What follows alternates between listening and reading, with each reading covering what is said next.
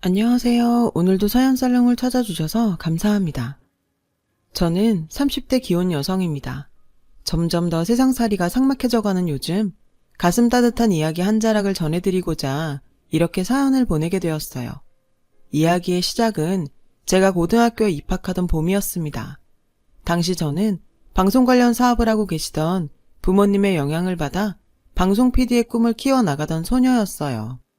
부모님 사업이 승승장구하던 시절이라 저는 부족함 없이 잘할 수 있었고 외동딸임에도 외로움을 느껴본 적 없을 만큼 많은 사랑을 받으며 자랐어요. 그러던 어느 날이었어요. 운동장에서 체육 수업을 하고 있는데 담임 선생님께서 경황이 없는 얼굴로 달려오셨죠.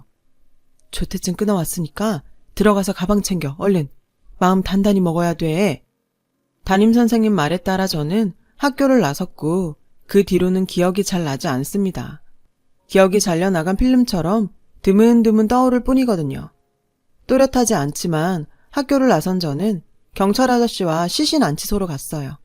그리고 그곳에서 신원 확인을 위해 부모님의 시신을 확인하다가 기절을 하고 말았죠.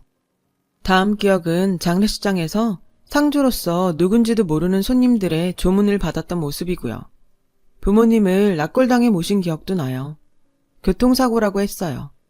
지방 촬영 현장에 출장을 다녀오시던 부모님이 만취 상태로 역주행을 하던 차량과 충돌했다고 들었습니다.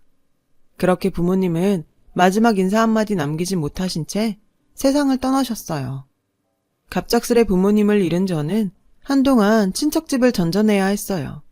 제 부모님 재산을 서로 차지하려 싸우는 모습들도 그저 지켜봐야만 했죠. 돈은 귀신같이 찾아서 빼가더니 정작 저를 데려다 키우려는 사람은 없더군요. 친가 쪽 사정들이 다들 좋지 않아서 다들 한 푼이라도 더 차지하려고 혈안이 되었더랬죠. 형제의 죽음에는 아랑곳 않고 말이죠. 내 새끼도 대출받아 대학 보내는 판에 돈이 썩어나서 쟤를 데려다 키워? 안 키울 거면 유산은 뱉어 내시던가요. 저는 여기저기 떠넘겨지다 결국 인연을 끊고 지냈던 큰고모 집에 맡겨졌어요. 저를 본 큰고모의 첫 마디는 이랬습니다. 남의 집이다 생각하면서 얌전히 지내. 족하고 나발이고 난 그런 거 모른다. 쥐 죽은 듯 없는 사람처럼 살아. 그게 우리한테 보답하는 길이다. 큰고모 내외가 어색하고 불편했던 저는 차라리 보육시설에 들어가길 원했어요. 타인에게 폐를 끼치며 살면 안 된다는 부모님의 가르침 탓이었죠. 하지만 현실을 알고는 포기하게 됐어요. 고등학생을 받아주겠다는 보육시설은 대한민국 어디에도 없었거든요. 결국 저는 자포자기하는 심정으로 큰고모 집에서 살 수밖에 없었어요. 그 외에는 방법이 없었으니까요.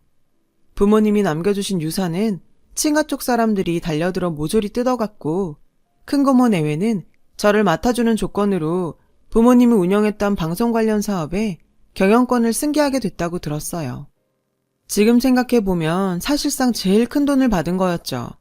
그렇게 챙기고 저를 데려갔으면 적어도 보살펴주기는 해야 했지만 그분들에게는 처음부터 그럴 생각 자체가 없었어요. 큰고모 내외가 저에게 붙여준 호칭은 부모 없는 것이었어요. 호칭마저 이러니 대접은 오죽했겠어요. 그 시절 저는 없는 존재 취급을 받으면서 살아야 했어요. 그럼에도 꿋꿋하게 이겨냈어요. 꼭 원하는 대학에 합격해서 지옥 같은 집에서 벗어나고 성공한 방송 PD가 되어서 보란듯이 복수를 하리라. 이를 바득바득 갈며 공부했거든요. 그 결과 남들이 다 부러워하는 대학교 신문방송학과에 합격할 수 있었습니다. 그것도 4년 전액 장학금을 받으면서요. 저는 큰고모 내외에게 용돈 한 푼 받지 않고도 학교 생활을 할 수 있었어요. 자취방 월세를 포함한 모든 생활비는 과외와 알바로 해결했고 그러는 와중에도 꿈을 향해 달려나아갔죠. 힘겨운 생활이었지만 제 힘으로 살아갈 수 있었기에 뿌듯한 시간이었어요. 대학교 1학년 때는 태어나 처음으로 남자친구도 사귀게 되었어요. 동아리에서 만난 동급생이었죠. 행동 하나하나에 사랑을 받고 자란 티가 나는 남자였어요. 그 남자의 구김살 없는 모습에 저는 첫눈에 반해 제가 먼저 대시를 했고 그렇게 우리는 사귀게 되었어요. 남자친구는 힘겨운 제 인생의 유일한 오아시스였어요. 하지만 행복한 시간은 거기까지였어요. 남자친구가 군대에 가게 되었거든요. 저는 울어서 팅팅 부은 눈으로 남자친구를 훈련소에 들여보냈어요. 그리고 서울로 오면서 직감했죠. 이 남자와 오래도록 함께하게 될 것 같다고요. 그리고 그날부터 남자친구가 제대하는 그날을 손꼽아 기다리게 되었어요. 시간은 흘러 저는 대학을 졸업했어요.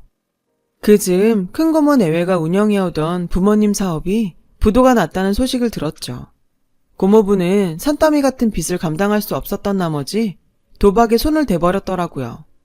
도박은 늘 그렇듯 더 큰 빚과 파멸을 불러왔고 그 여파는 방송국 공채시험을 준비하던 저한테까지 돌아왔어요. 가증스러운 낯짝으로 나타난 큰고모 내외는 저에게 처음으로 가족이라는 이름을 붙여주며 빚을 함께 갚아줄 것을 요구했어요.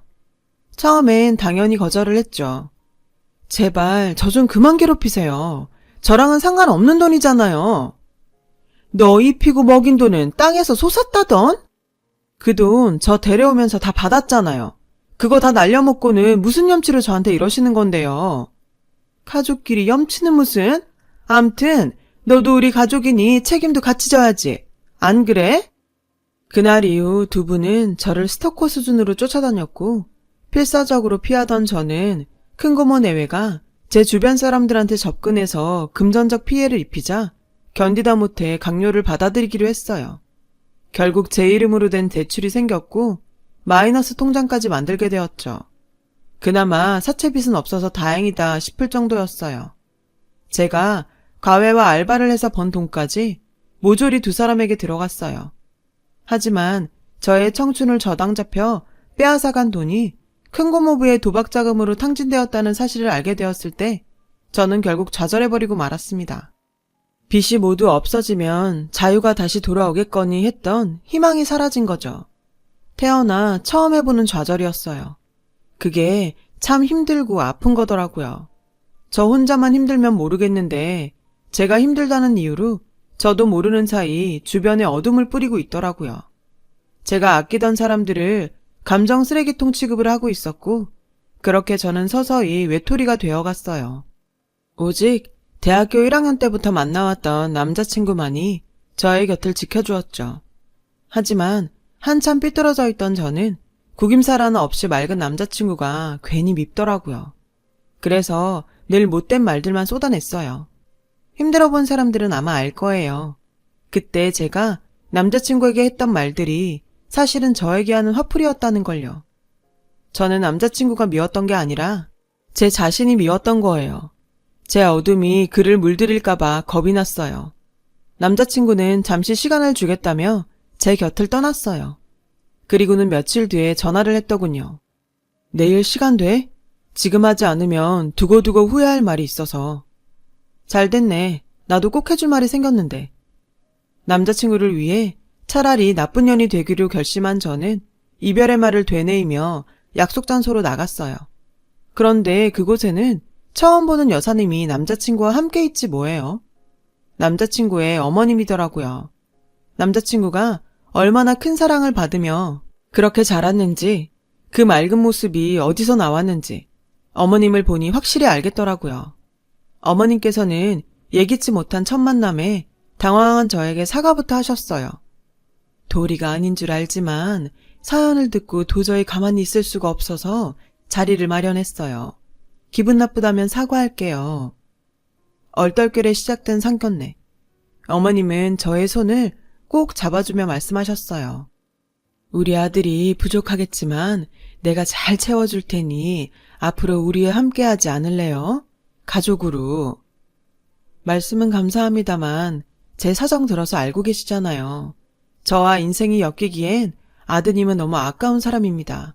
더 좋은 며느리감 만나셔야죠.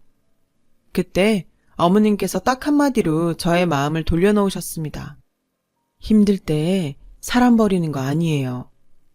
처음 만났던 날 남자친구에게 이미 반했었고 어머님과의 첫 만남에서 두 번째로 반해버린 저는 감히 결혼을 결심했어요. 하늘이 내려주신 것 같은 두 사람을 놓치기 싫었거든요. 나에게도 행복한 가정이 생길 수 있다는 희망에 부풀었어요. 그런데 결혼이라는 게 돈이 참 많이 들더라고요. 가진 거라곤 빚뿐이고 외톨이 신세라 축의금도 기대할 수 없었던 저에게 결혼을 준비하는 과정 하나하나가 부담이었고 면목 없는 순간들의 연속이었어요. 하지만 부담은 오래가지 않았습니다. 예비 시어머니께서 남자친구 몰래 저를 불려다 앉혀놓고는 큰 금액이 들어있는 통장을 건네며 말씀하셨거든요. 부담 갖지 말고 쓰렴. 제가 이 돈을 어떻게 받아요, 어머님? 어머님 아니고 엄마. 결혼 얘기 꺼내면서 난 이미 널 내 딸로 받아들였단다. 그리고 딸 체면은 엄마가 세워주는 거잖니? 예비 시어머님의 감사한 배려 덕분에 결혼 준비는 잡음 하나 없이 순조롭게 진행되었어요. 결혼식 전날에는 시어머니와 함께 부모님을 모신 낙골당으로 갔어요. 시어머니께서 가자고 하시더라고요. 시어머니께서는 부모님의 영전 앞에 커다란 국화꽃 한 다발을 올려놓고는 어른끼리 할 얘기가 있으시다며 제게 자리를 피해달라고 하셨어요. 어머님 말씀에 자리를 피하기는 했지만 무슨 이야기인지 너무 궁금하더라고요. 그래서 뒤쪽에 몰래 서 있었습니다. 그리고 들었죠. 시어머니께서 제 친부모님께 하시는 약속의 말을요.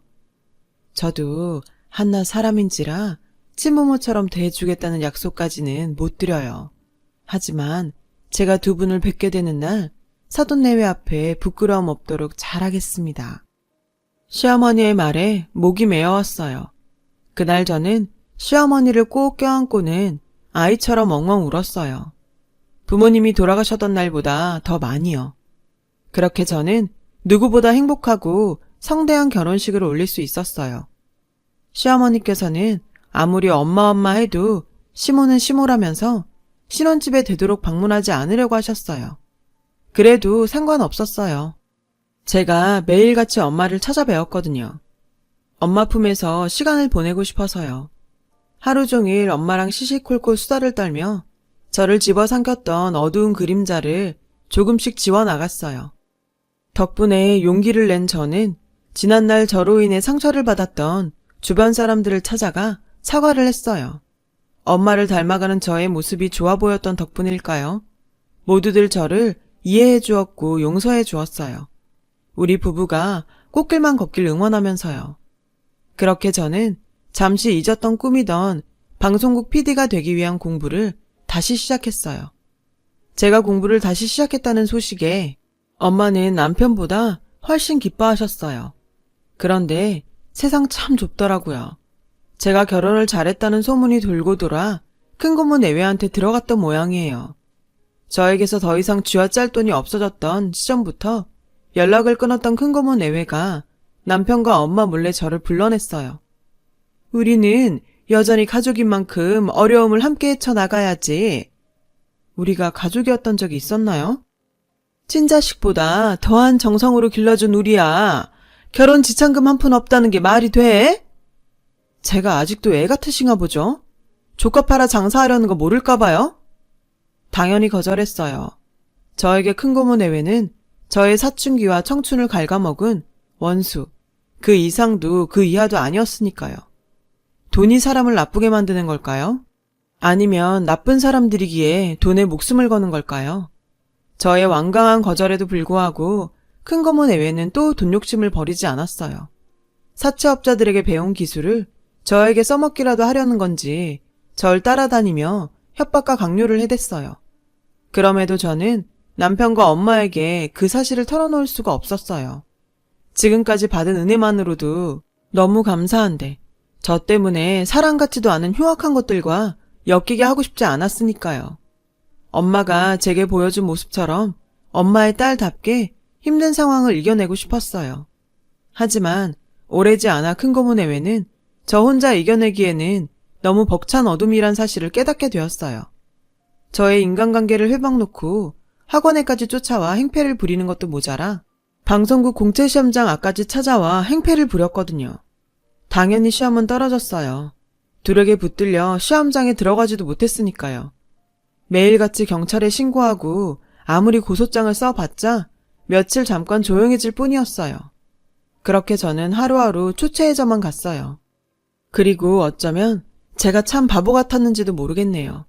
살을 맞대고 사는 부부간에, 친부모보다 더한 사랑을 나누는 고부간에 제 힘든 모습과 속내가 감춰질 리가 없잖아요. 남편과 엄마는 모든 사실을 알면서도 저를 기다려주고 있었더라고요. 제가 먼저 속을 터주기를 말이죠. 그래서 제 자존심이 상하지 않게 사태를 해결할 수 있게 되기를 바라면서요. 그런 가족의 마음을 눈치채지 못한 사이 큰 고모 내외의 마수가 남편과 엄마한테 뻗쳤어요.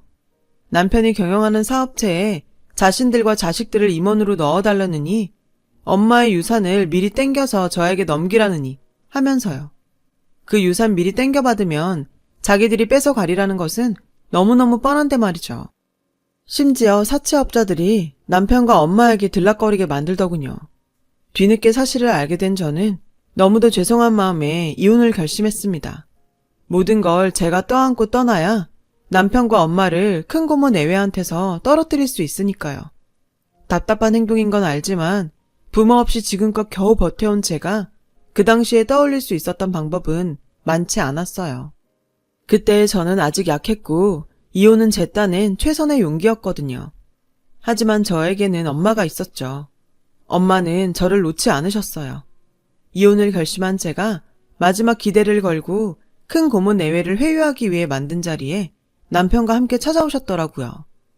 남편과 엄마의 모습을 본 큰 고모는 제 얼굴에 음식을 부으면서 차마 글로 옮길 수도 없는 욕설들을 퍼부었어요.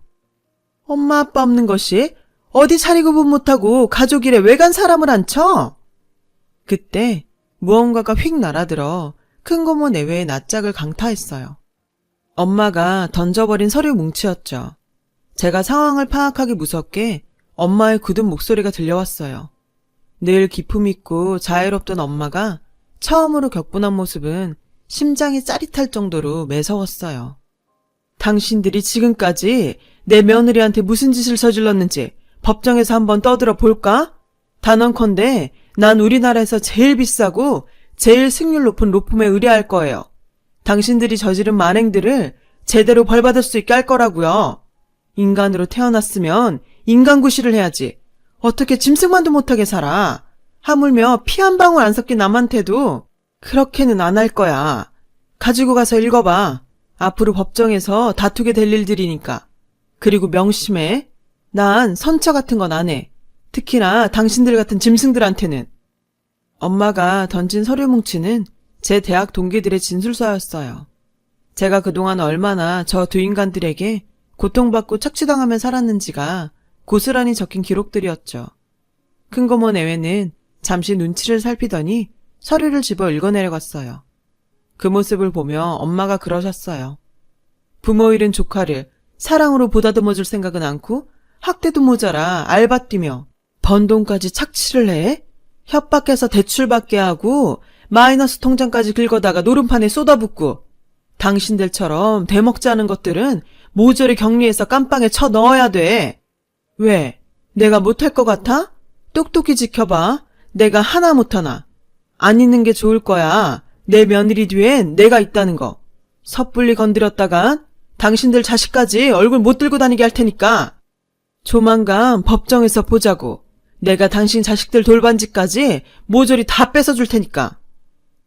그제야 상황이 파악된 큰고모 내외는 엄마 앞에 납작 엎드려 싹싹 빌었어요. 다시는 제 앞에 안 나타날 테니 제발 용서해달라고 애원을 했죠. 하지만 엄마는 눈썹 하나 까딱 안 하곤 자신의 바지가랑이를 잡고 비는 큰고모 내외를 걷어차고 나가셨어요. 저 역시 남편과 함께 식당을 나섰어요. 안에서 큰고모와 고모부가 서로 탓을 하며 싸우는 소리가 밖에까지 들렸어요. 집으로 가는 차 안에서 엄마는 저를 혼내셨어요. 엄마가 뭐라 그랬니? 어려울 때 사람 버리는 거 아니라고 했지? 우릴 그런 사람으로 만들 작정이었어? 엄마랑 남편 뒀다 뭐하니? 엄마가 널 그렇게 가르쳤니? 그 꾸지람을 듣는 내내 얼마나 가슴이 벅찼는지 몰라요. 부모님을 그리워하며 살았던 저는 어쩌면 사랑 가득한 꾸지람마저 그리웠던 건지도 모르겠어요. 엄마는 저의 그런 아픔까지 모두 헤아리고 있었던 것 같았어요. 엄마는 앞으로는 무슨 일이 있어도 혼자 해결할 생각 말고 엄마나 남편한테 도움을 청하라고 하셨어요. 자식이 저런 것들한테 당하는데 손 놓고 있을 부모가 어딨냐면서요. 그리고는 울먹이는 저를 안아주셨어요. 그날 엄마 품이 세상 무엇보다 포근하고 따뜻했어요. 결국 엄마는 로펌에 소송 의뢰를 했어요. 그동안 큰고모 내외가 저에게 돈을 뜯어간 것과 제 주변 사람들을 볼모로 협박했던 일, 그리고 무엇보다 제 부모님 회사를 멋대로 뺏어가 부도를 낸 것까지 모조리 걸었어요. 엄마가 그러더라고요. 솔직히 큰고모 내외한테 돈을 받아낼 생각은 전혀 없다고요. 그럴 능력도 없는 사람들인 거 안다고요. 목적은 형을 살면서 반성하게 하는 거였죠. 교도소 안에서 자신들이 저지른 죄값을 톡톡히 받으며 저한테 저지른 잘못들을 매 순간 뼈저리게 떠올리며 고통받으라고요. 그러면서 엄마가 꼭 그렇게 되도록 할 거라고 하셨어요. 내 딸을 괴롭힌 인간들에겐 자비는 없다면서요. 아무도 저한테 함부로 할 수 없도록 엄마가 이빨을 세우며 싸워주겠다고요. 그러니 주눅들지 말고 어깨 펴라고요. 1년 가까이 진행되던 재판의 결과가 나왔어요. 당연히 저는 승소를 했죠. 결국 큰고모와 큰고모부는 징역살이를 하게 되었어요. 엄마가 선임한 대형 로펌 변호사가 꽤 일을 잘했더라고요. 드디어 저는 긴 시간 저를 괴롭혀왔던 거머리 같은 인간들을 떼어낼 수 있었어요. 용감한 나의 엄마 덕분이었죠. 그날 우리 가족은 축배를 들었어요. 얼마 뒤 저는 방송국 프로듀서가 되기 위한 공채 시험 준비도 다시 시작했어요. 엄마는 늦가기 수험생이 된 딸을 지극정성으로 뒷바라지 해주셨죠. 마침내 저는 합격 통보를 받았습니다.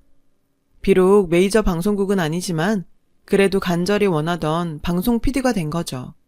합격 통보를 받은 그날 엄마는 처음으로 제 앞에서 눈물을 흘리셨어요. 제가 너무 기특하고 자랑스럽다면서요. 이게 벌써 5년 전 이야기네요. 현재 저는 육아휴직 중이에요. 다음 달이면 첫 아이가 태어나거든요. 엄마는 벌써부터 손주를 안아볼 생각으로 들떠 계세요.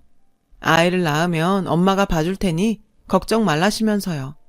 저는 아무래도 전생의 나라를 수십 개는 구한 모양이에요. 그러지 않고서는 어떻게 이런 엄마를 만날 수 있겠어요. 오늘도 저는 엄마의 사랑을 듬뿍 받으며 태교를 하고 있어요. 우리 엄마처럼 멋지고 아름다운 딸을 낳기를 기도하면서요. 엄마, 다음 생에는 제가 엄마의 엄마로 태어나고 싶어요. 저에게 주시는 사랑보다 더 큰 사랑을 드리고 싶어요. 정말 고맙고 사랑합니다. 제 긴 사연을 들어주셔서 감사합니다. 들어주신 모든 분들의 가족들도 항상 안녕하시길 바랍니다. 여러분, 사연 댓글에 응원과 현명한 조언 부탁드려요. 좋아요와 구독은 저에게 큰 힘이 됩니다. 오늘도 좋은 일 가득하세요.